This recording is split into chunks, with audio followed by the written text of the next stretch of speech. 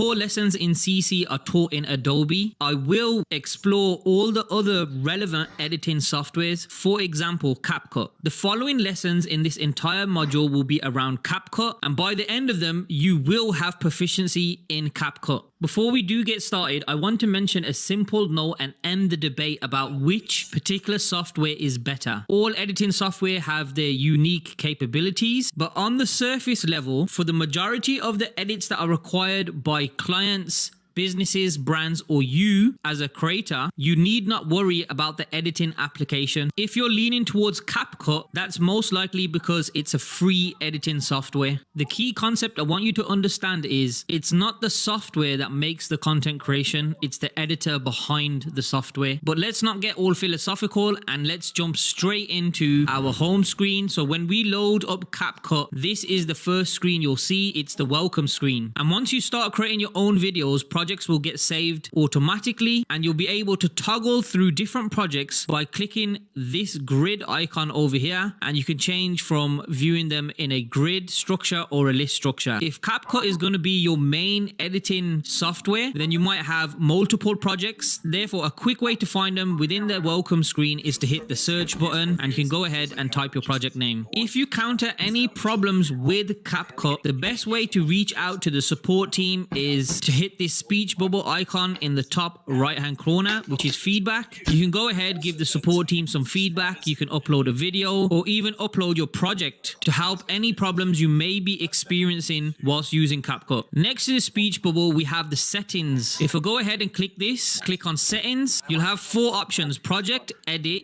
performance, and language. So within the project area, you can designate your save to. You also have your cache management here, which I have selected as don't delete, and you can come back to this settings area and delete them manually. If you don't understand what I mean by cache, don't worry about it. We won't get into that just yet. I'll explain this further down the line. Then you also have your edit, which you can change the image duration. Again, something I'll explain to you a little bit later on. And we have the frame rate and time code. I'm going to leave them as default. You'll have performance, not to worry about this. Language, go ahead and select the language that's applicable to you. For me, it's English. So for me, CapCut is completely blank. So I'm going to go ahead and click on new project. This is the interface for CapCut, and this is what we'll be working in for the rest of our lessons. What I want to do very quickly is import a video, and what I'm going to do is over here on the left hand panel, click import, click on my human anatomy video, and go ahead and import this. So as you can see, I've got my video imported, and I also can see this video in the preview section. However, the video is not currently in my timeline. I'm going to drag the video over to my timeline and let go. So here I can drag my playhead across and see the human anatomy video in the preview section. Really simple lesson as we get familiar with the welcome screen. And in the next lesson, let's deep dive the user interface and orientation of CapCut. Anytime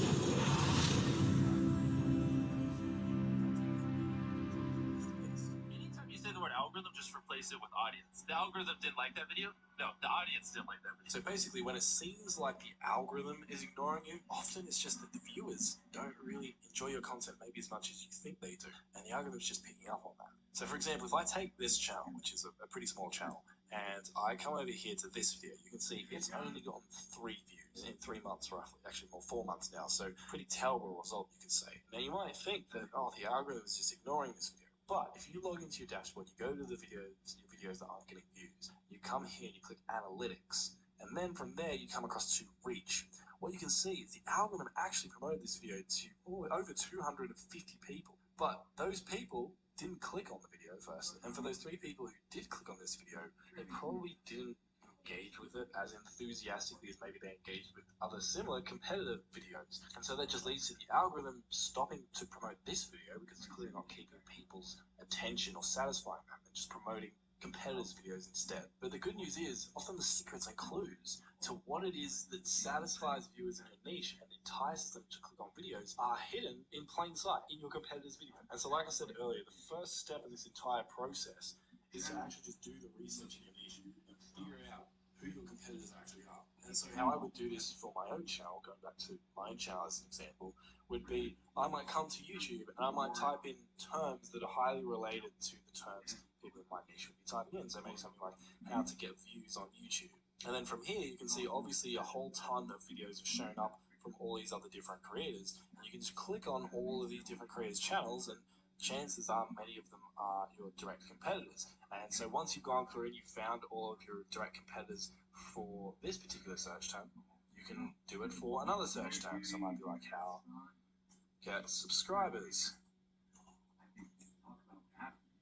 And so again, you do the same thing. And I like to actually click on these channel search terms. So it might be like how get subscribers. And so again, you do the same thing. And I like to actually click on these channels and then subscribe to them on my channel. So I have all of my competitors all subscribed to on just one channel. And not only does that help me keep track of them, also the algorithm often then serves me their content or other new competitors who have sprung up.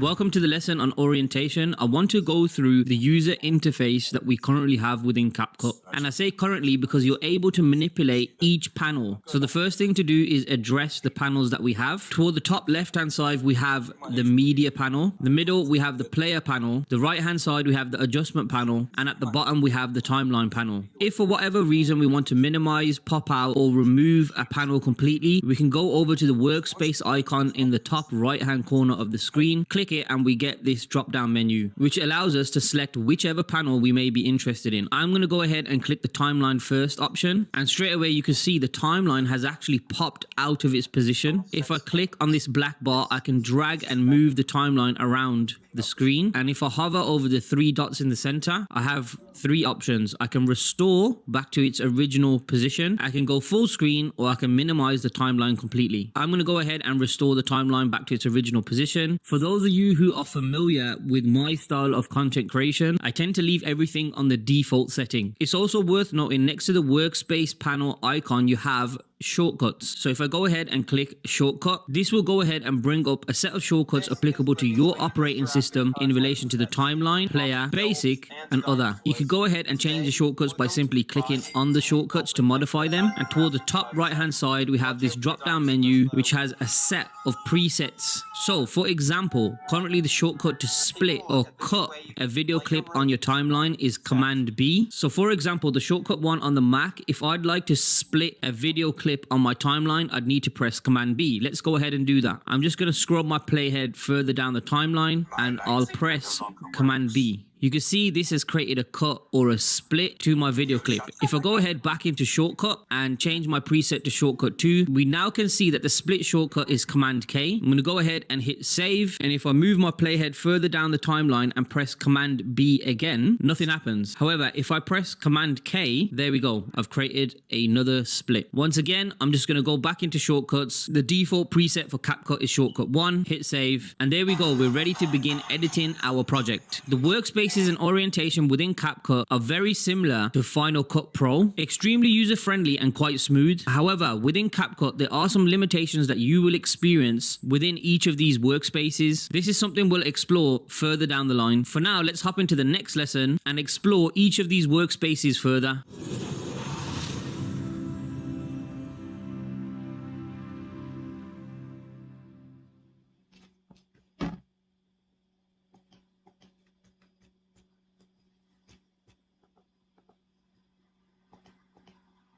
From the previous lesson, you'd have noticed that the player has changed to a vertical video. So what I'd like to do in this lesson is explore the player panel a bit further. The first thing I want to show you is the ability to zoom in and out and reposition your video footage on the player. The simplest way of doing this is clicking the bottom right hand magnifying glass in the player panel. This then brings up a slider bar which you can increase and decrease the zoom in and zoom out. Now notice when I drag the slider bar, a very small box appears which allows me to readjust my view of where I may be zooming in. And if I want to restore this back to its default, I'll just drag it down to the line on the slider bar. And as you get closer, it will just snap back into position. You can also click on the video within the player panel. From here, you can manually adjust the size by dragging the 4 points of the video. Maybe you want to rotate, or perhaps you even want to reposition. There are also ways to do micro adjustments in the adjustment panel, but that's not something I want to go into just yet. And we will pick that up as we go further into the crash course. The next thing within the player panel is aspect ratio. Now, next to the magnifying icon, you can see it says 9:16. If you've not selected a specific aspect ratio, it will say original. So if I click on the 9:16, there is an entire preset menu. I'm going to go ahead and hit original. You can also click customize, which allows you to be more detailed in your aspect ratio, as you can manually input the pixels you require. For the purpose of this crash course, my aspect ratio will be 9:16, which is of course the optimal format for TikTok, Instagram Reels, YouTube Shorts, and all other vertical content. If I go ahead and hit the burger icon in the top right hand corner of the player panel, I'm met by color, scope, preview quality, and export still frame. So I'm just going to quickly turn on the color scope so you can see the user interface change. And what happens is we have 3 color oscillators or scopes, whatever you want to call it. But this is more in relation to color grading, something we'll talk about a bit later on. So for now, let's go ahead and turn that off. You also have preview quality. This is related to the playback. So you can go ahead and check performance priority if perhaps you have a larger project and you don't necessarily need to see a very high or higher resolution playback. For me, as we travel through this crash course, I won't be working with anything that will put stress on my operating system. So for now, I will leave quality priority checked. And of course, you've got export still frame. And what I'm going to do to show you this is move my player head in the timeline to a section of the video which I think looks pretty good as a still frame. Hit the burger icon. If I click export still frame, I have a set of options which are pretty self-explanatory. I'm going to go ahead and hit export, and you can see over here in the media panel, I've got a .png, which is an image or a screen clipping of what is currently in the player panel. I could drag this down from my media panel into my timeline, and if I just quickly scrub across these, you'll notice on the timeline, as I get to the exported still frame, you'll just see the exported still frame that I've dragged onto the timeline. So there you have it. We're all set up now to go ahead and create vertical content within CapCut.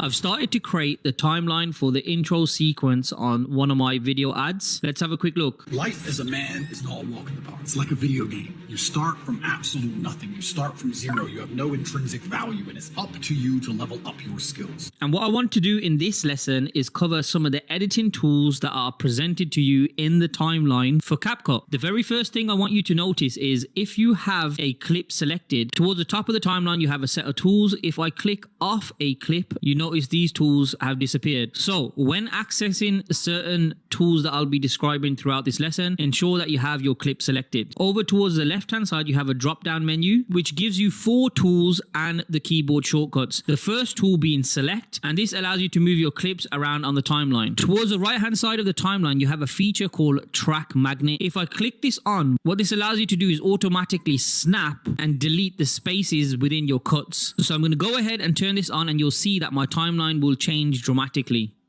Now ignore the timeline. What I actually want to do is show you the function of the magnet, and the best way for me to do this is remove everything. I'm going to highlight all the audio tracks, hit backspace, highlight the other 2 tracks I've got above, hit backspace, and let's just say this is the clip that we've dragged into our timeline. With the magnet turned on, I'm going to go ahead and start splitting and deleting this track, which leads us onto our second tool. Again, in the drop down menu, or if you press B, it will give you the split tool. You can see that the mouse icon has turned into a razor, and if you hover it over your timeline video clip, you can see this yellow line that allows you to create splits in your timeline. So I'm going to go ahead and just start picking little sections that I'd like to split. There you go. I'll click A on the keyboard to go back to my select icon, and if I click on this particular split that I've made and hit backspace, you notice that the track automatically fills the gap. Let me show you again. Command Z to get the original split and hit backspace to delete.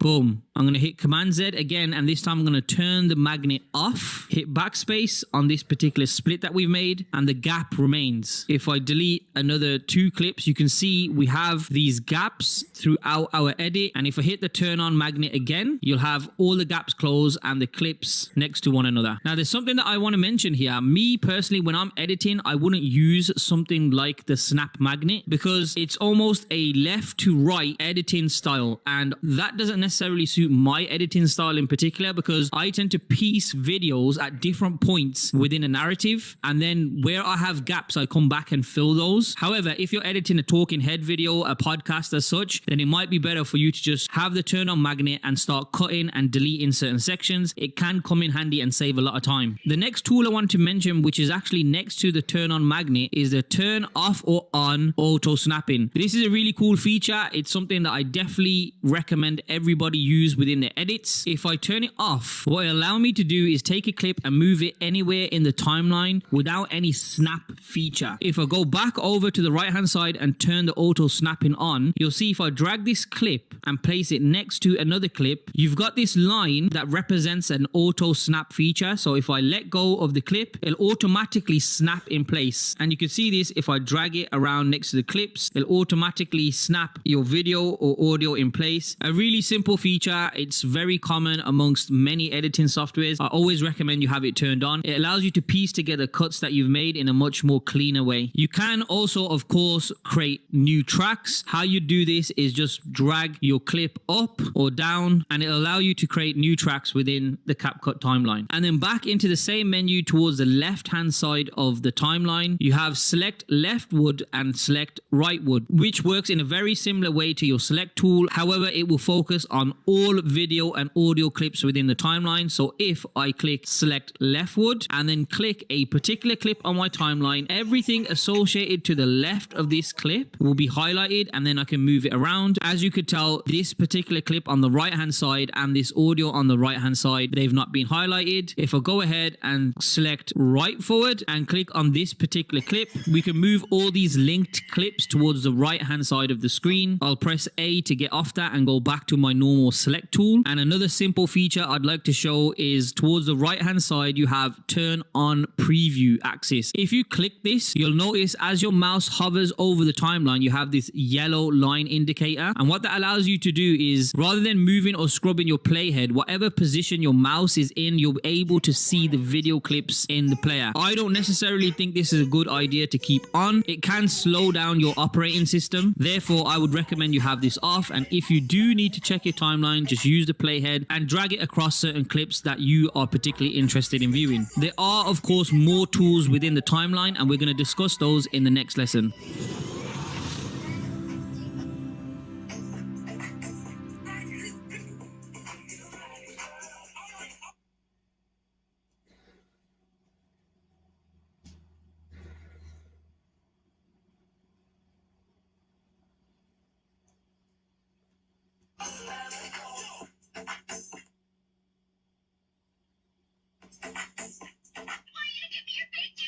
Just cheer back.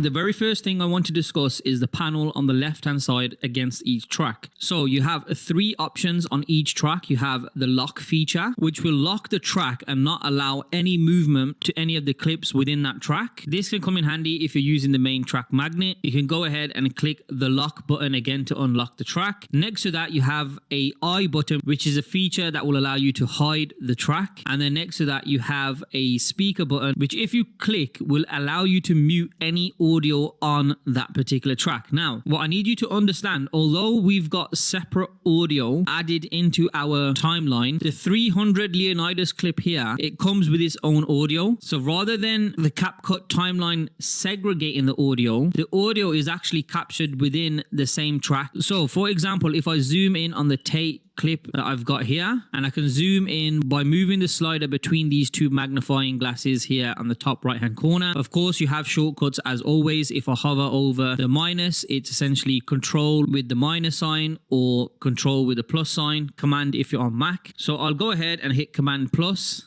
And as I zoom in closer, you can see here, there's a waveform that's captured within this video clip. And that waveform is actually the sound from the video clip. So I'm going to go ahead and unmute this track because I actually want the sound of Tate hitting the bag. Now, as I mentioned in part 1 of the timeline tools, when you click on a particular clip, you have a set of tools that appear at the top of the timeline. The very first one I'm going to talk about is the delete tool, which of course you could hit backspace and there we go. The clip's deleted. Command Z to bring the clip back, or I can go ahead and hit this trash icon. Next to that, I have what is called the freeze tool. So if I click the freeze tool at a particular point within the timeline where my playhead is positioned, what will happen is I get a still image of what is currently being shown on the player, and this image will also be embedded into my timeline. So let's go ahead and have a click. So you can see here on this particular track, freeze, and it's a 3-second freeze frame of the particular section of the video where I initially had my playhead position. So if I hide the track above and I go back to the start of this particular clip, you can see as I scrub through, eventually we'll hit the freeze frame. And as I drag my playhead, you can see that is a particular freeze that has been added into the clip. And then as I move past that freeze frame, we move back into the video. So that's just a really quick way to snapshot something on the screen that's in a track and bring it into your timeline. I'm going to hit Command Z to remove that. Then I'm going to go ahead and look at the next tool, which is the reverse tool. So if we move over to this clip here, where Leonidas is moving his head to look over at the wolf, if I click this clip and hit the reverse tool, you'll see it says reverse completed. But obviously, depending on your operating system, you may be greeted by a pop-up with a percentage from 0 to 100%, whereby CapCut is processing the clip and reversing it. So if we have a look back at this clip, it now looks as if Leonidas is looking at the wolf, and as I move my playhead more further into the clip, it looks as if Leonidas is looking away because we reversed it. I'm going to go ahead and hit Command Z again. Staying on this clip, next to the reverse tool is the mirror tool, which is pretty self-explanatory. If I hit the mirror tool, you'll see that we mirror the clip. I'm going to go ahead and hit mirror again to put it back to its original position. And next to the mirror tool is the rotate tool, which again is pretty self-explanatory. If we click it, we can rotate the video clip 90 degrees each time. And then next to the rotate tool is the crop tool, which is a pretty interesting feature. If I go ahead and click crop, it'll allow me to bring the entire clip that may fall out of the 9:16 parameters, and I can go ahead and reposition or crop a particular section. Let's say I want this particular area. If I hit confirm, you'll see that I've cropped just that section to fit in the 9:16 aspect ratio of the player head. And with all that being said, this 2-part timeline lessons should get you fairly up to speed with editing within CapCut straight away.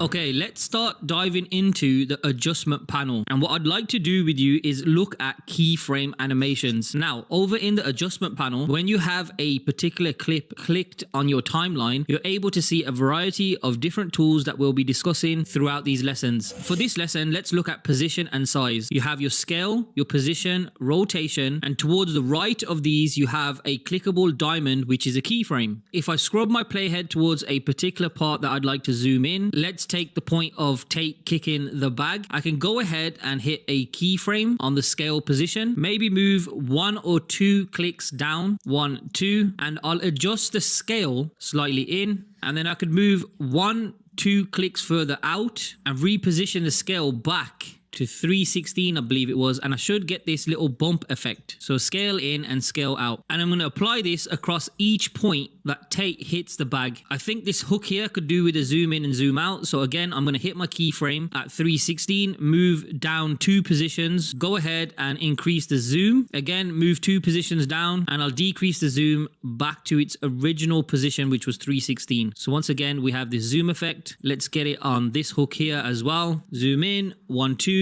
zoom back out. And if I play this clip now, we should be able to see a quick zoom in and zoom out when Tate hits the bag.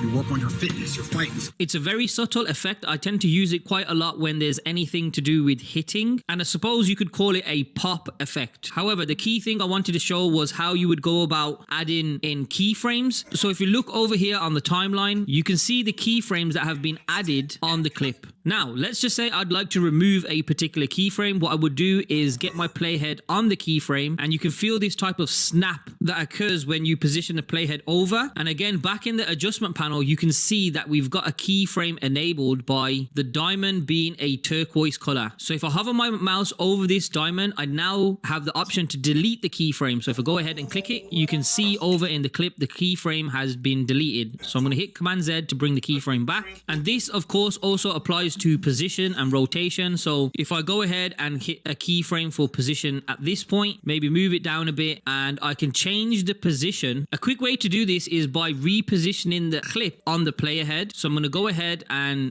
just drag this clip, and you can see over on the adjustment panel, a keyframe has been added, and I can confirm this again by the diamond that's appeared on the particular clip that we're playing around with. So if I go ahead and just scrub my playhead, you can see that the clip itself is moving into a different position. So let's play that from the top. You work on your fitness, your fighting skills. Very subtle. And like I always say in all the lessons and all the tutorials I give about effects and transitions, the subtler the effect and the transition, the better. So again, we can do a similar thing with the rotation. I'm going to go ahead and add a keyframe, move 1 or 2 frames down, and then I can change the position. And I can do this by clicking this small icon within this circle, holding down and dragging and moving around in any position that I want the clip to rotate in. This is a much more fast and smoother way than doing micro adjustments within the actual rotate box itself. So again, if I just move my playhead, you can see a rotation happens. Just for the sake of it, I'm going to go ahead and throw in another rotation so you can just see the clip is rotating against the keyframes. And there you have it. That is how you would use keyframe animations within CapCut.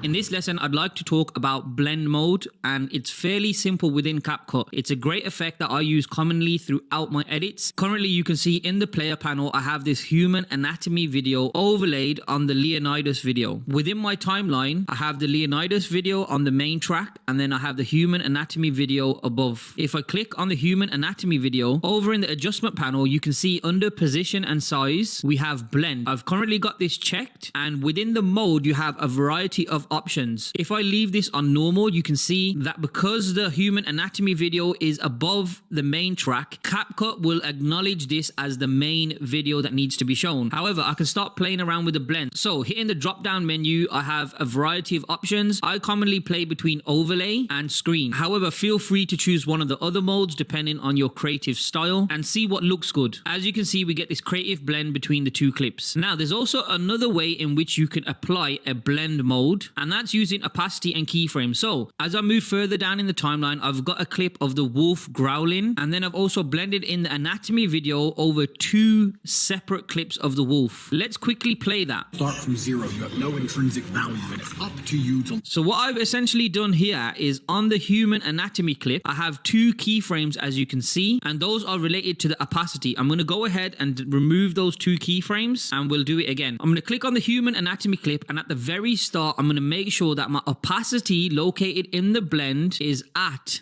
0. I'll hit a keyframe in, and then from there I'll travel further down to the point where the second clip in the timeline begins to fade, and I'll increase the opacity to 100%, and the keyframe will automatically add. So again, you can see in the human anatomy clip we've got these 2 keyframes, and essentially I've added opacity in that allows the clip to blend over the previous 2 clips, then revert to its normal blend as we progress through the timeline. So those are 2 very simple and interesting ways in which we can blend and merge 2 clips together. It's a great effect, and sometimes it's commonly referred to as double exposure. However, I want to give you a creative tip here. I tend not to blend 2 clips that are cinematic or talking head. What do I mean by this? You'll notice that the clip that I've currently got blended is almost like a graphic or some type of animation. In this case, I've managed to pull a stock footage video of a human anatomy body, and then from there I've blended it on top of a cinematic clip. Personally, I find this much more appealing rather than having 2 A-roll clips on top of each other or 2 cinematic clips on top of each other. 9 times out of 10, my blended clip will always be some sort of graphic or animation. So there you have it, the lesson on blend mode.